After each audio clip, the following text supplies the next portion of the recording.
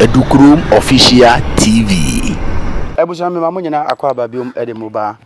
Edukrom Official TV aha na Ghana tie aha so ana Ghana sufo nyina ehwe aha ana edi nsempa ne nyina edebrew subscribe like uwia na finso watimi ya share ede ama foforo so ede ama ye na se ne be ya ye share program ana se ye the program editu sa platform we so a won sabetimi akebi no eya hwe obehu se bell bi wo ho a ye notification bell obehu se edoma bi wo fa onsami aso na sami aso bium se ne be ya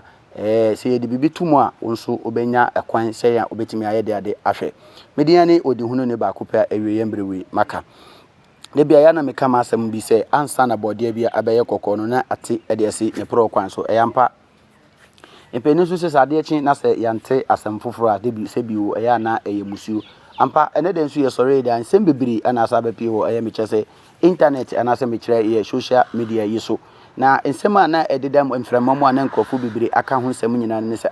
ne ba ne sen na abrante baby jet asamojan enipadom na enidi nechi omamu ha de se ka se baby jet di a na chese akwala o hye yefunu kura no enim baby jet esane se ono any player ye baga na ayemi chese agudie mu abakosem mu ana se ye ka the history of your football na asamoah baby jet ono any player wa hye goals dodo papa e de ama ayemi che ye national team no eti enamenu so ma abrante we de omane de yensi ni fam kura abre okose ayemi chese 2010 World Cup aneti okobo a ode kobo pola enipadom na ebi firi mu ebi edua ne se ni ade enu echi kura nyina no yesa agi abrante yitu se dabi wo superstar de wo ye den a oye wo superstar na adichin ana adisan na chese yanti ne ekoso se ye den se ye den ne ekoti ye ne se abrante baby jet e de America team akwakodi ayem chese NPP Dr. Mahmoud Baumia campaign team mu enkrofo bebere na bekika keka nsem bebere se baby jet no obi ankola bebere hwa wo suan na ba ne sen ana afide wasade hu akwakwaji politics me na manu so ma baby jet be fire kakra se ono ni life se moja ni life man na o living the life se ne ye ndi 3 days ye ndi 4 days ne yeti ya ne se baby jet team no ade aba beto abonti se dabi problem ne akasakasa bia banche na finary kono no onye friend sen member of MPP ayem chese campaign team no biom na chese ye dokumu ye wewremu boru aniema mu ne ade na chese sikasam bi dollars $million in sembi ni niema bi na ababebo na manu suntina ema ayem chese abrante baby jet asamoajan wono wentimi ankoso anase wanto aso ni MPP ayem chese Dr. Mahmoud Baumia entimi anto campaign we no so ena manu so mankrofo bebere na ba bekasa yenyaye ne bema Kevin Taylor abe fire yenkrofo bebere na manfo bi se na Twini Jonas we na Twini Jonas we na bema adichi na se ye daye na sadi beche na nsemu abrante Twini Jonas edi ababe gum frememu ne atem di die ni nsemu a abrante Twini Jonas e ka no chairman me say se uye bibi wa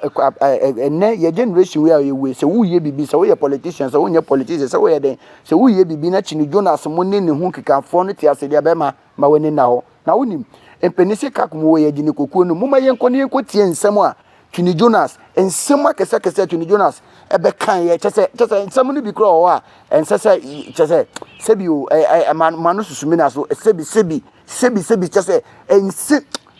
bema maye me chere mo maye nkotie mra o wo sikani bi dada asamoja anti wo ehia no anya jimi na etwesem no ma agigigi ni nyapade a wa nka no onye small team so wa bobo abrochi agigi dollars euros sani pano o tamo man sika dia komanda hiani ne bra we aboa we deserve so wu ba omia we deserve so be wu we jimi ya be wu this week ya me catch now we deserve so be wu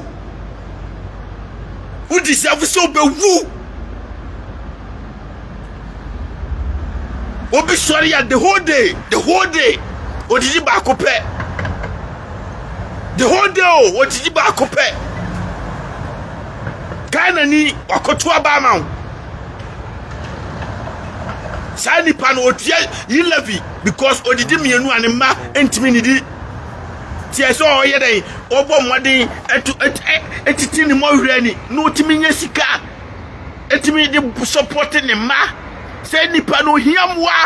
America muwa muguamu bibini nya adwuma da yetua ne ka no pato anyi no dada mu free enti muwei Jomama na musu wa Jimmy or ya buano or twice or ya affordable housing. Mobile cramon kotwaswa ukra $5 million and for commerce and wajay corriging BM Nessia Brosset twaso 5 Fasiwa ma and here for them. I know Obiabe who say we a leader. Meme jam a ball on the Urama. The American Ghana need ya bois and this can fire baby bois Ghana for near no never me at Abama and you see can I honor the come back of Wedino and never me at Abama.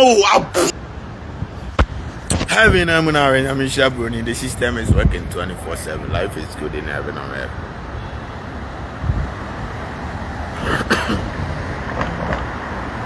Ye nipa and to see is a Muslim be Jimmy at this time. I say me the threat to be from. Wabe unuwa me catch them and I may be a little bit me Akufo better me now and they are me obe resign on your man penny bio everyone minute to be my basinamo and they are Akufo be dimino and the kwasia mistake bomb din ho and I me I twin and see and they are me be two no me declare me woman penny no here declare me why or Ghana ni be any choice me na me ruling Timuni ma mo bianye mistake kobo mi di ho mo boni amudi na meka ho asem me trete mo se mo ahweni ya Ghana ni di abufuo hye menya soma na obekọ abufuo hye ba omi a metese one nam kumase wa abufuo hye me soma mo a obekọ enti woni mi se wo sika millions of dollars now they come akọ abrani adi afakọ bo akromuofo ti ya mechi oni yo Fabu Kromo for Asamoja ohia ye taxpayers money. He's good. Ono na Jimmy no nya ni sika no de akomatwe. Ama oba enye yasem is not our problem. Ye nyina e okote me okote me nya sika me de ato BMW dem me ko $3 million no my customized BMW 2024 I V12 engine na dem na metiam ho na metiam mamfa me Jimmy amfa me sika anko ye etwesem anko kukuro Anti amwawe na wasamwaja wakodi omachi a wangasa no hu se wadwen nya adwuma amwawe wakodi omachi a anti we selfish man emejira on claim say youth be afancha na you are an enemy to the youth but see how a politician there's nothing can undo what you have done ayakobisa be beautiful so dey no ko share NDC achino Obi ka chance say ade onye politician bi onti emfa ne kotwa movie producers nyina etrance ka say you so beautiful bio because why then you a politician yakobisa Batman ne samini Batman efense ono obeye Akufo Addo obedi Akufo Addo achi nenyum bia heti bio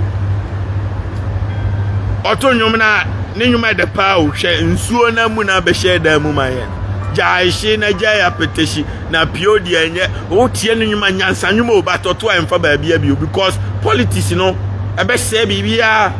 o ya onyuma hweso ye enitina kimpaluta jimi ni bu aya na mbu afu no because o kwasia wa bresa for many years enti wa ye brebra nya nyum mienu amana hetia adentina o ma politician abedum jano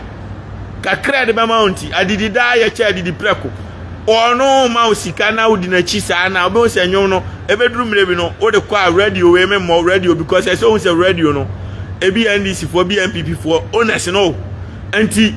o de ba me more o de ba me more obe hu ase afedi enko ba bia bi o na osi ho na afi wasa akotra ma me bochi aho na kwasia o adoma anyame de ma no na ayekwa because we mo no 4 years no ko obewie sika no ko obewie sika na okọ unhu ni bio uko hu no yin ba omi asi ame twete ni kura obakuma asi abon soja for do de map because osuro me on wo fa ha soja for na wo no hwan na ebe guide wo kimpaluta no wo hwan na ebe guide wo so na me che no ti usankofo e mo no enkodi o machi simple and they are enemy to the people. They have the means to help the people, but they are failing the people. Why? Because they are selfish. They are selfish. Me say baomiano. So ni mnu ensuya nyansa kumasi no bewu. Me catch no. Me na me kano catch no.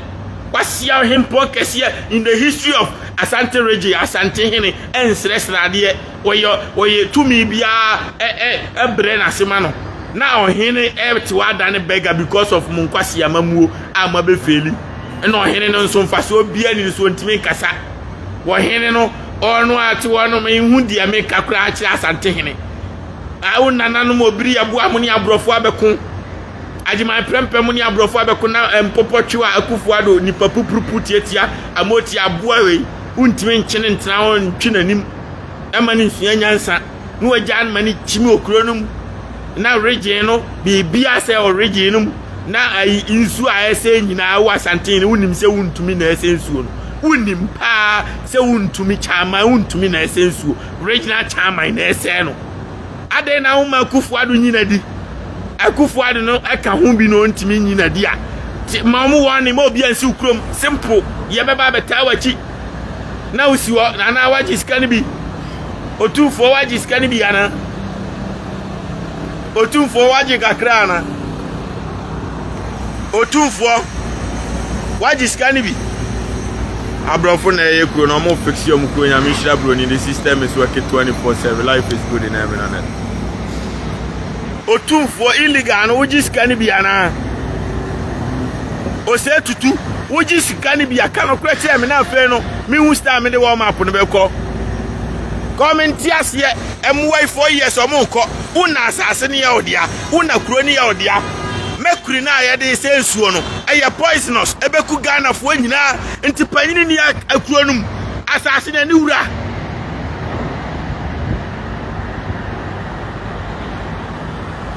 asase ne ne wura na panyini ne kuro num ensuo ya se Tom Brown no no nom kwa asase num Ghana fo nyina bewu enu ntina baomia akufuado omu nyina kra nsuo fra broche na ebe nom because omu nyine Ghana fo ho eti wo a we ohene no nso nyine ukromfo ho adentina wuntumi kwasia we bokina ni aboa wuntumi bokina ni aboa we onu esei mu kromu nsuo na muti wo mayimani because on the regional chairman onu stop illegal ani say kima mutimi stop na omo maka nyina ya mbeshi omo wuntumi kura ya stop na onu a oni post wo Ghana no onu no ne yam hihye be hihye no onko kura onko omme ho kura ba say wuntumi ne ya omo nyina ba ebi because chairman kura di akire dia aden ne enko ebi tipanifo ayaji bo no mo nyina mfaso bia ni mo so okoka na Jimmy Asantini aboa ne te wo se na odi otumfo atemu ni twasre kwasia usu be ubi unfin ate junkie man emwa na jai no omde omo baomia sika de koma ayi no kwasia mpanyini te se ayi asamu ajan adi no no de abe konfa no chi ya kwasia nka wo nana yare a okoni ehwe ni free a nka enya ode aboa woyere awo kan na so okọ na okọ no ye kohwe ni free na usika ultimate pocket aban so ho abamfaso a enya ode otwan ade no machimi sa ya mfa munkwasi ya tribalism ne nto baabi o ni enya adwuma no na o man ni ye ni baabi akokwasi amabusiafo guo bi Ghana no uni baabi akọ aboa obi ani obejew nti ukuro no ese ohwe ni ye na abo no ubo ho moden se obeyere ubema ukura yeye adan na broni ye ni kuro ye na bibini se ni kuro adan na broni o ye ni kuro ye na bibini di ni kuro mfo abro enipa ketua bi yebetumi akoku o mafiri wiase o enipa ketua bi o enipa mu di Ghana bro omu nu 20 enipa ketua bi ni yedi the wrong people ni yedi tumi ahye o munsa na kwasiafo ye adwuma na otiwo na otumfo me money din na kwasia ma me money din wan he asante sase no so anya asante na nsuo na sai what is say ye kwotwa northern region ba bi abasa asai anaka say what dey gold ni ho what is say kwotwa bra hafu abasa go ba bi asai ajima badu ni krom ukọ ha hu nsuo a wo yem be hyew call nti se obi praise sa ohene na say yam ya adam no mabo mu krom hene obo ne ho modin on be praise no ohin kesi aw kasa obi yem be hye no usifa ako mfaso ma so na bibia kasa wakonu atu ayemfo mienu miensa o Ghana wa enka obi a galamse wona asase su bia ono akura be stop ansa na waduro usi Kumasi o manhia o sori kwa wa akwadro na odi America wo energy ade kofro private jet akwasi broni krom wo kopere o na usi manhia o 19 fa unsa ase so emputu action emma politicians ni hu se your krowura now to one amfaso bia ni so na mani abre na me pese me pusu na wa ya adwuma ni ya eno na santinisi ni buafuni ni twasere tiba omi anu wa hwe ni ya oni akufuado o ma hwe bibi ya mo nkoso me dia me kana Ghana ni tie o dia me Kenny Jonas meka ana Ghana ni tie dia me Kenny Jonas meka machem say leadership na nya se wa bedwo wanum na one day so one factory one village one dam one constituency $1 million meye we our failing no na leader no aboa me kasa hundreds of thousands of people ATM in a single day a total 5 million people and a single day total 10 million people and a single day a total 20 million people because I am the only hope they come to listen to the truth. Memeni obi akapre odi sika ebremi ameka chosefa kohe Ghana for no because I don't need nothing obi abie adwuma woni krom ama yenom yes ene wan si ye beba obi krom ni abenya adwuma ni bia ye anya sika yeye etimi hwe ye busua atoka ye pe atofia ye pedam. This is a complete unbelievable miracle. Me na me nanso da se metimi asifie o wiase da. America has made it possible. America has made it possible. Oh my! I never dreamed say me metimi ato protoda. But America has made it possible. Why? Because they have created so many numerous of jobs. Na bibini and oti gold so oti diamond so oti bibia so no ko fan so ko because ne mine fail na enipa no ma fail no ye betimi abom to jam mo jajimi. You have $5 million. Do you know how many companies ever be pasia despite moti o ma $5 million da ko bi sa ayi kwaku ate se wo $5 million da na bi sa se company do say no bi o Ghana any employees do say no Ghana na mu weska ye betimi diska we a create hundreds of thousands of companies. Ebusia just masia fam mesen we no afem eti eniema poti niema ade we mu ankasa asamo baby jet na ankasa be ye no bebere na bi se na baby jet ba ne se na okoye sa ade we se aka forever eti wo hwe fire Kenny Jonas be fire your friend is saying abrantie baby jet ya me sere wo me pese mo ma me comment say bia ne fire na obe fire no waya ade na so wanya ade say baby jet fire na your friend is say Kenny Jonas be fire no say baby jet friend is say Kenny Jonas anya ade mo ma yehu say Kenny Jonas anya ade say Kenny Jonas ya ade so mo ma yehu ese ne so o ma na yetim ne nipa ba ko dia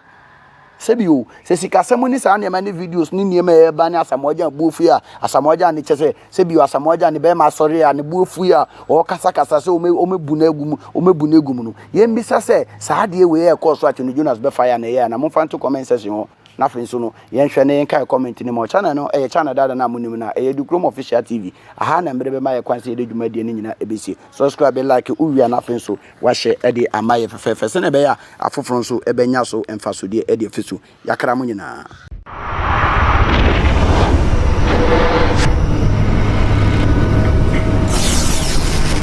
Educhrome Official TV.